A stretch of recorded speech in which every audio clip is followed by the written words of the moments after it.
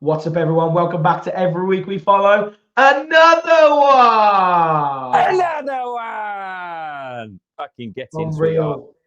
An epic night at Villa Park. A game that didn't actually really have that much riding on it. We kind of accepted, okay, we've made the rotations. It hasn't quite worked out. And we managed to somehow pull off a 25-minute 3-goal comeback. This team, if it wasn't for the Everton game, I'd be going, this team does not know how to not win. It's absolutely unbelievable. I think we've got to give the plaudits to the youngsters, mate. That's positive for the future. I mean, for 65 minutes we were awful. Like it looked like that there was nothing to play for. But I mean, from the get-go on the way to the ground, I knew it was going to be an interesting night because it took me an hour and 25 minutes to get to Villa Park yesterday, and I thought it was going to miss kick-off. Yeah, thanks, Brian, for the lift. I appreciate that. Round the Reeking. And when the team sheet came out and I saw Harvey Elliott's name on it, I was like, what's going on? Well, considering less than 24 hours earlier, Emry's going, nothing's changed. Yeah, I can't work that one out. I mean, I don't know. Everyone will say, and I'm sure you'll let us know in the comments, everyone will say they know the details of the deal and it's Premier League appearances or it's these appearances or 5 of them have to be in the second half of the season and all these kind of like things around the clause. And it's just like, I don't know. I was just, if I'm honest, I was just happy to see it, happy to watch him play. I was just I agree. I haven't seen him play. I think that he played because Gesson went to Palace.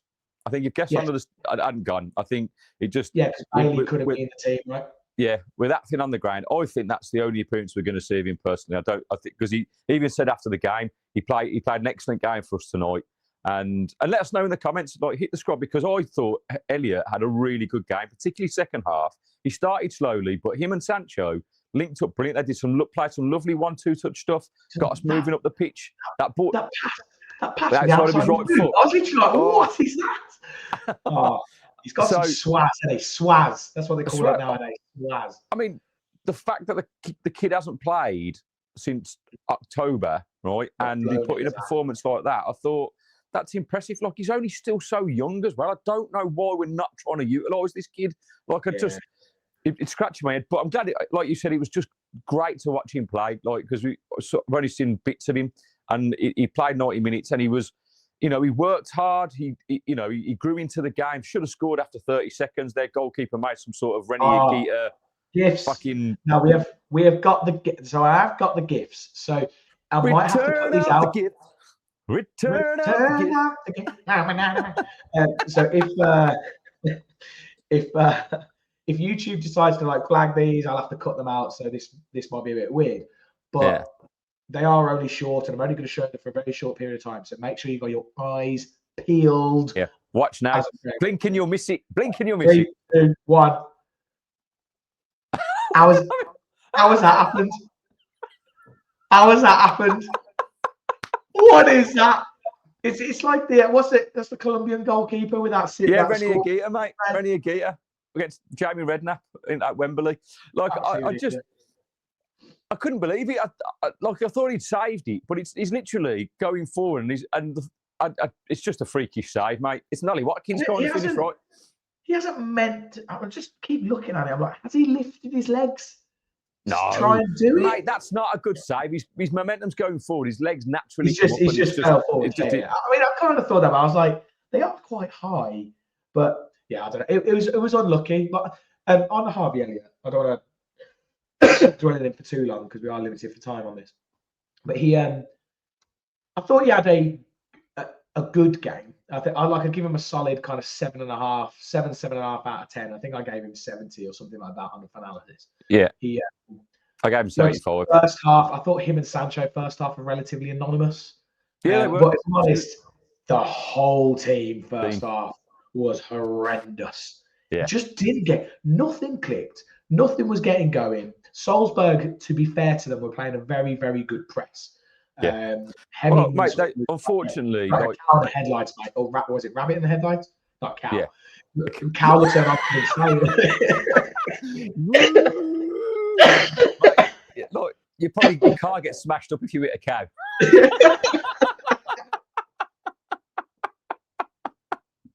Cow in the headlights. You're about to go on Sky. Going on Sky after this. I'm horrendous. I'm dying.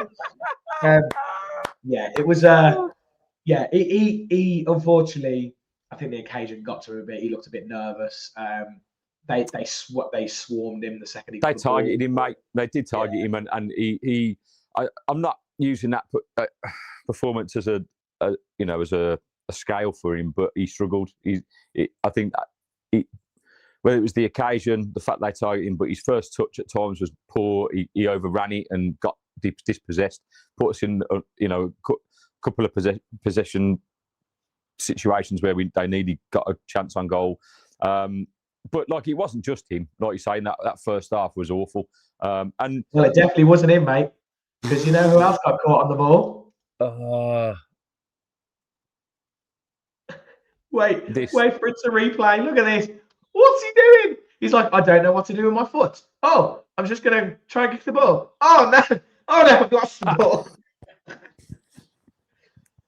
Mate, I love Tyrone Mings. Tyrone Mings is fantastic. He's a bit of a cult hero now at Villa.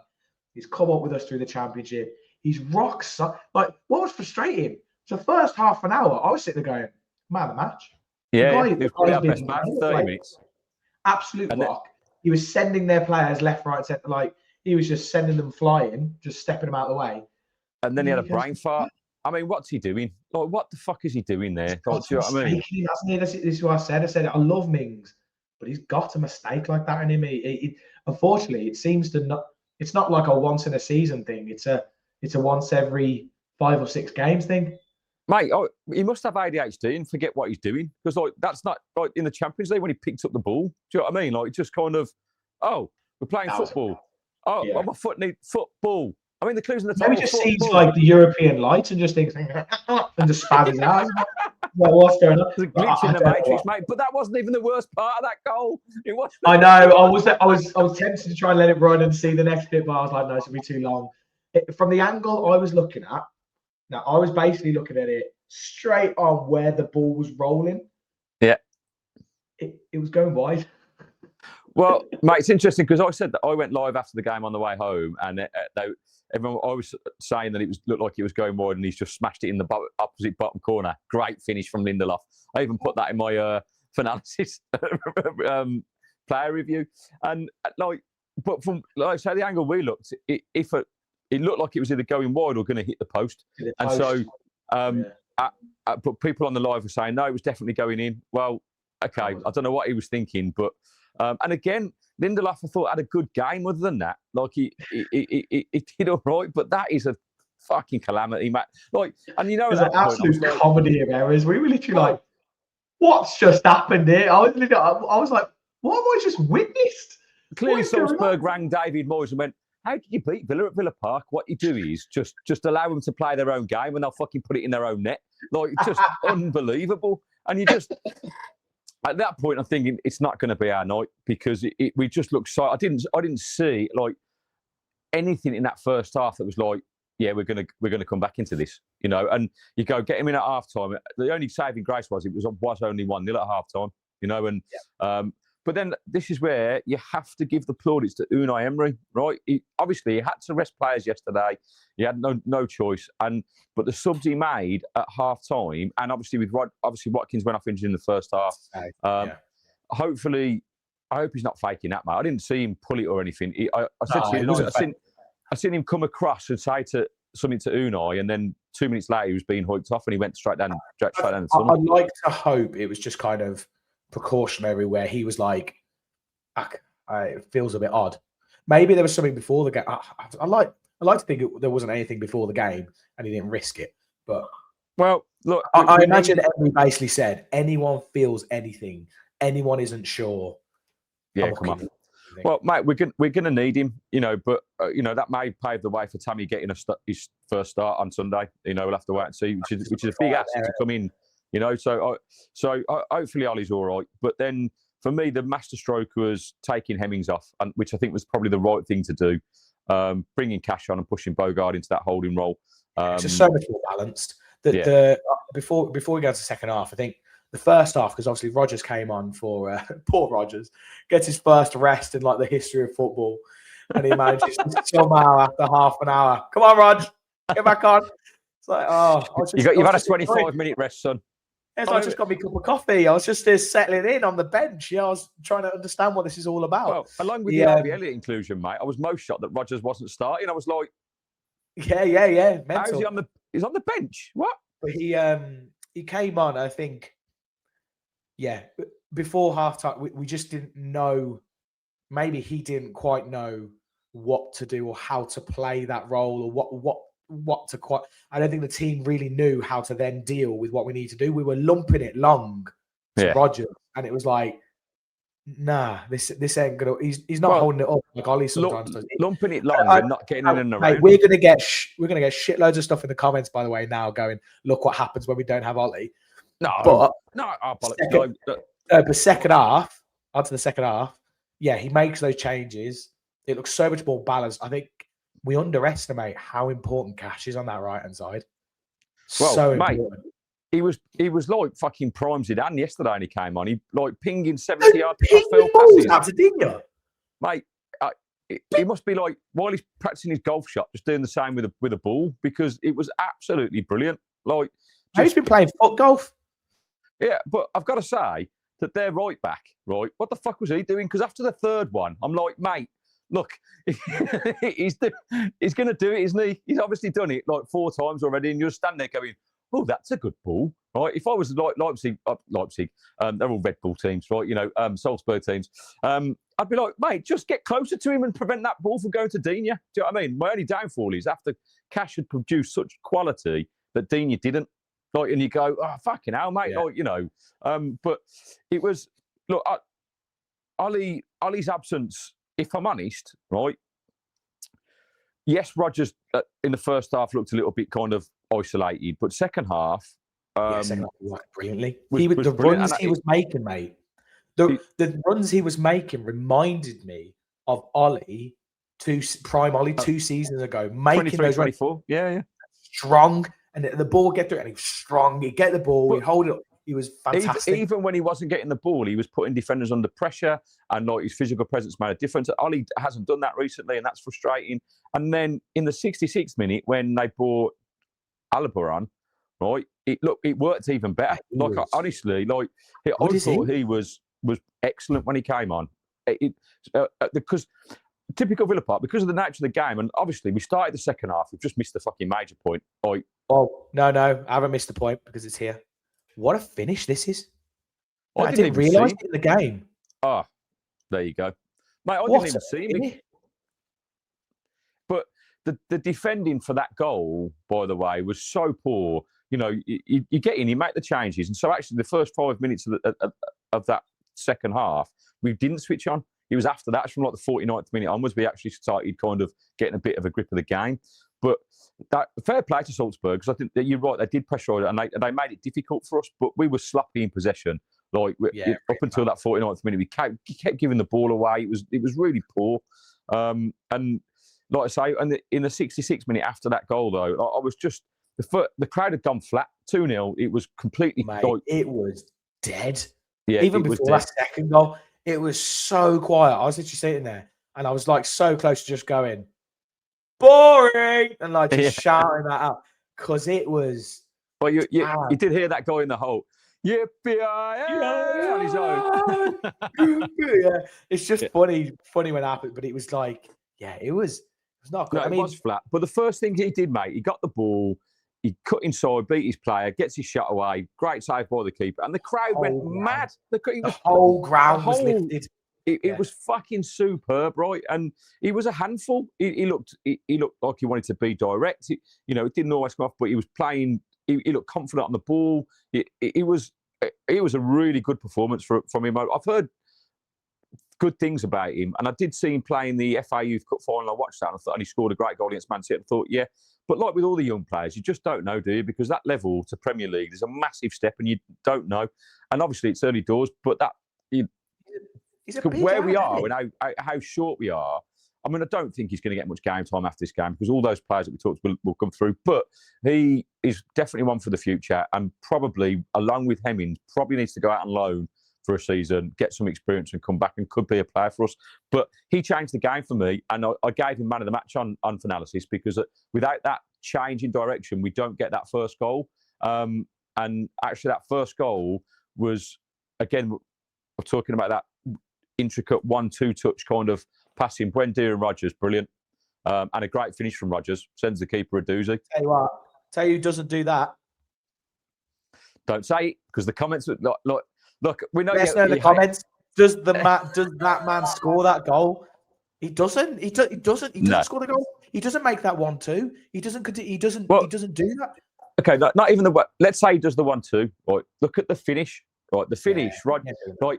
Because, and this is what I'm talking about, Ollie. So the natural finish there is to go across the goal, and you can see the keeper. So Ollie probably tries to go across the goal there. Keeper makes a save, but Rodgers sees that and he just slots it near post. He doesn't blast it. Right, he's got his head up.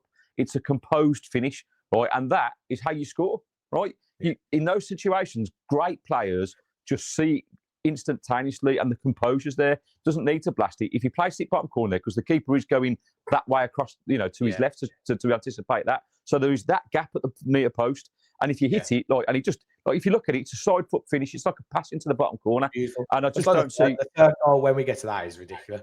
Yeah, but like there was so much of that little intricate tiki-taka ball between Rodgers, Sancho, Cash, and Harvey Elliott. Oh my God. It was beautiful. I was just sat there going like, it's unbelievable. James just wasn't touching himself inappropriately, I promise, at the Villa. He was just excited by the football, right? But that's like relevant to the last two games against Fenerbahce and Newcastle, right? Because that link-up play between Sancho, Buendia, Rodgers and Watkins has actually been really good. It's just in that final third, we haven't been clinical. Then all of a sudden, for 25 minutes yesterday, like we blew them away. Do you know what I mean? It was like we scored three really good, decent goals. Their second goal was like really, really quite frustrating because when it was 2-0 and we were starting to do this, we were starting to make inroads. I was like, that second goal so freaking annoying because we're going to dominate them this half, and we did. Yeah, and I was worried that 3 goals was just too much. 2 goals. I think if they'd only had that one, I think we would have had our goal. I think we would have just gone on and run it. Like, it would have been like 3 or 4-1. But timing the goals were crucial. I think, look, mate, what's really, really promising is that it's the resilience of the team, despite who's playing. Like, I just think Villa teams of old, that would have been a loss. And so, from the young kids to come in and do that and get us over the line,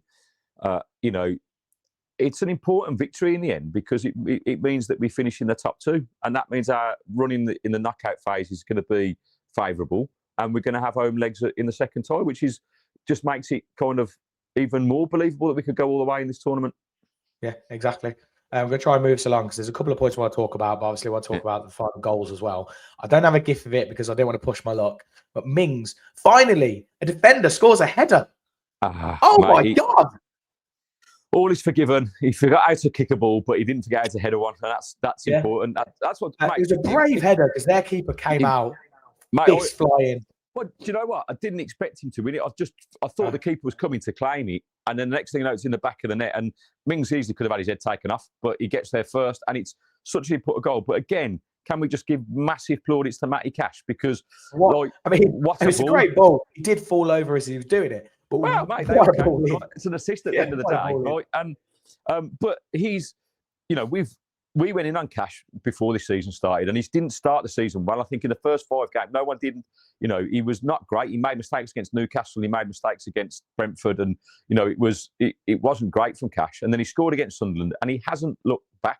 I think he's been arguably the best right back in the league this year, and he's just gone from strength to strength. I think he's probably been consistently the best player for us this season. I mean, obviously Rodgers has been fantastic. when all these players, but they're kind of come and gone. Whereas he's actually been consistently top 3 players on the pitch. I agree. And he deserves it. And that was just a well worked set piece. Oh, just very quickly talking about set pieces in the first half, mate. This is how bad it was. And I'm going to put a video out of this because I did record it because I was hoping that we might score. Yeah. I couldn't find it. Funnily enough, it wasn't on the highlights. So basically, we take a corner and it's a short one. And then I think it is Sancho that just literally receives the ball from Arvieta at the corner and plays the ball directly to their attacker, and they end up, I think, almost having a shot on goal. And I was like, that is the Austin McFraud set piece playbook 101, right? Like mate, that summed up the first half a treat for me. Anyway, I just wanted to get that in. I will put a video on TikTok about that. I'm going to edit it in a minute. Oh, Jesus Lord. And then obviously onto the final goal. What a finish this is, mate. Right, what a lovely finish. Again, composed, right, side-footed, and because the keeper's coming back across himself. So if he keeps it low, like it's a difficult save to make. It's also wonderful because it was a lovely ball in from Caden Young. So it's this like academy, like it was just wonderful. I was so happy for the lad. We haven't yet, and we'd talk about Caden because he came on for Sancho in, I think, in the 78th minute, right? And he looked good. He, again, direct. He wasn't scared to go and run at the players. There was a couple of things where he cut inside, passed through, got the ball moving. And then that is brilliant. Again, if he attacks his full-back, like he just gets head down, gets the ball across. And obviously, you don't know where it's going to fall, but it's a perfect pass. And the finish is excellent. And so, I mean, what a buzz. To score your first Villa goal, to win the game in front of the whole end. He must be absolutely buzzing Alaba in Europe, right? And I just to win the game. To win the game. It's like, you couldn't write it anymore. Like that, it was absolute limbs. Again, it was part of the match. But what I loved is how Onana basically got him and got him up doing the fist bumps. It was, what a moment for the kid, man.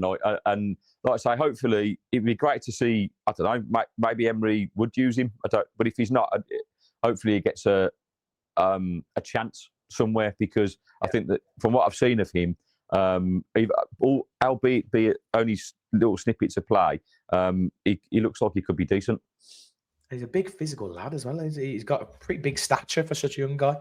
And the only downside for him, we've got this other, obviously, Maggio fella who's, 6'4" and built like a brick shit house. Like, will we ever see him?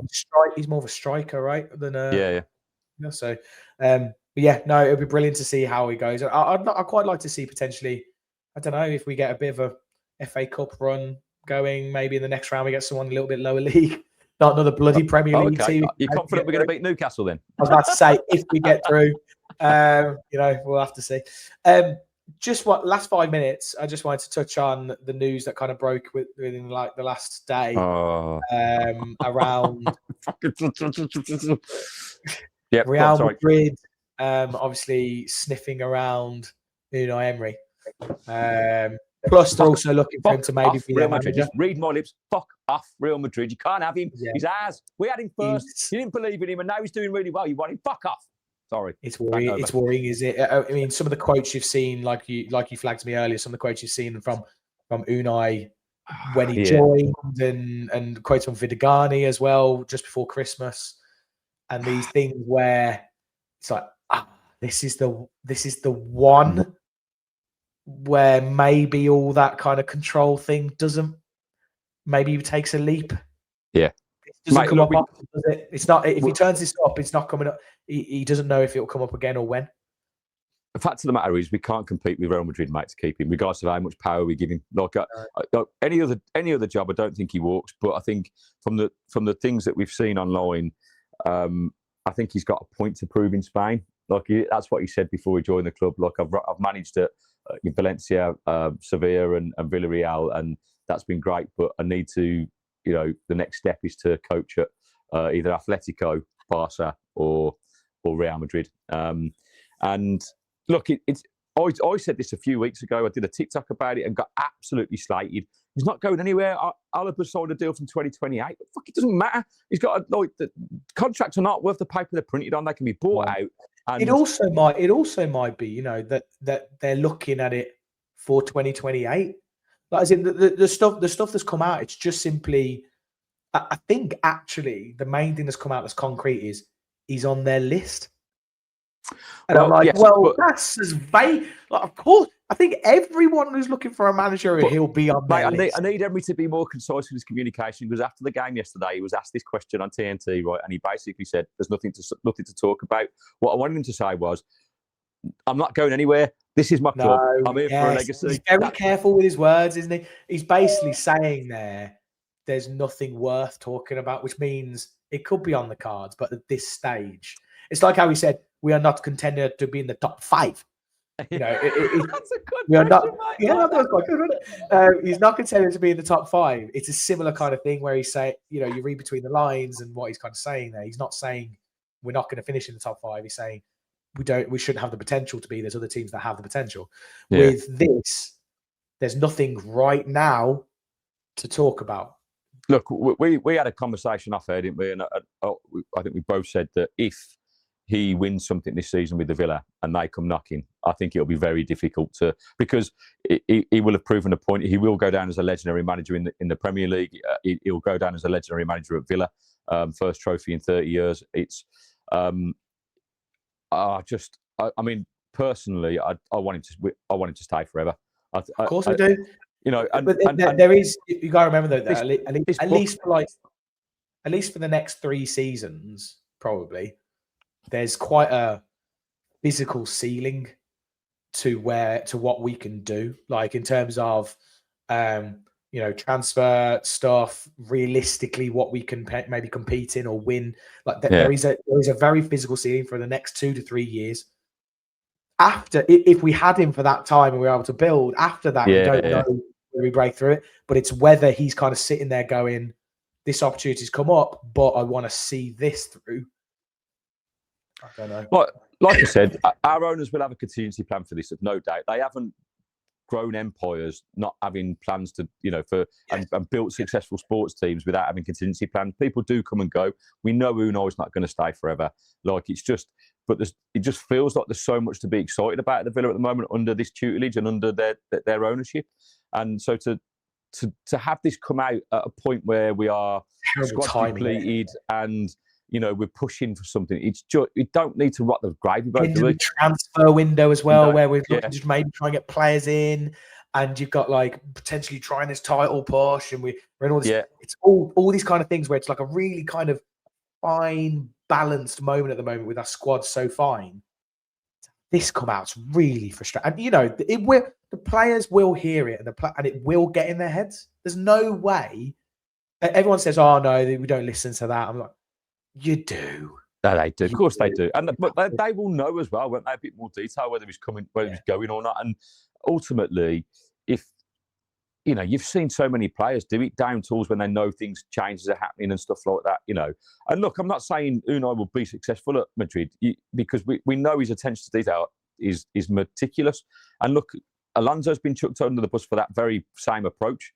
Like, so if you can't get the you know, this thing going, you're screwed, aren't you? So, look, I'm just going to forget about it for the day. I'm going to make one video on it, and then I'm going to leave it and pretend it's not happening. That's it. That's where I'm at with it. Simple. Yeah. I'm going to get asked about it on Sky in a minute, I'm sure. So I don't know what the hell I'm going to say. Hopefully, I can say it all without coughing. That's my aim. Mate, you could do this. I'm going to watch you, and then I'm going to get to doing some editing. So come on, like, you can do this. No coughing, professional. Get your point across, right? Cry on national TV, mate. Like, just go, when they ask you about Emry, just go, mate. It can't happen. I love him. Like, have you got like have you got an Unai Emery t-shirt you can wear? Like, yeah, should do. Yeah. Isn't it that like Merry Christmas one? Is there like a Christmas one with Unai? Yeah. Anyway, Merry Christmas. Yes, right, mate. Anyway, look, great result. We're finishing the top 2. We go into that knockout phase. This could be our year. Emry to win this bad boy. And let's go into Sunday now and hopefully get a positive result against Brentford. See you on the next one, people. As always, every week we follow the boys in claret and blue. Peace. See ya.